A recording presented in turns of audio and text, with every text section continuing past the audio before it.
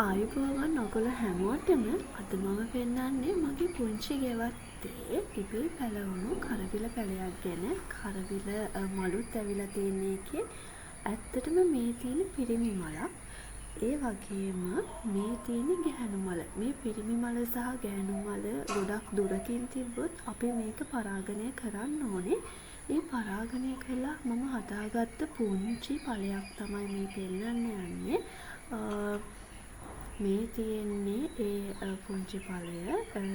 ඒක අපි polythene bag එකකින් ආවරණය කරලා තමයි තියෙන්නේ. මේ පොලිතින් බෑග් එක යටින් විවෘතයි. ඇත්තටම මේක ආවරණය කරන්න හේතුව ඉල්මැස්සාගේ ග්‍රහණයෙන් අපේ කරවිල වගාව ආරක්ෂා කරගන්න අපි මේ විදිහට පොලිතින් බෑග් එකකින් පලය ආපු ගමන් අපි මේක ආවරණය කරගන්න ඕනේ. ඉල්මැස්සාට මේ පොලිතින් බෑග් එක යටින් ගිහින් මේ පලය සිදුරු කරන්න හැකියාවක් නැහැ. ඒක නිසා අපිට මේ පොලිතින් බෑග් එක යට විවෘතව තියාගන්න පුළුවන්. ඇත්තටම මේක කරවිල වගාව කරන ඔයාලට හොඳ ටිප් එකක් වෙයි කියලා මම හිතනවා. ඉතින් අලුත් වීඩියෝ එකකින් නැවත හම්බ වෙනකම් ඔයගොල්ලෝ හැමෝටම සුබ දවසක්.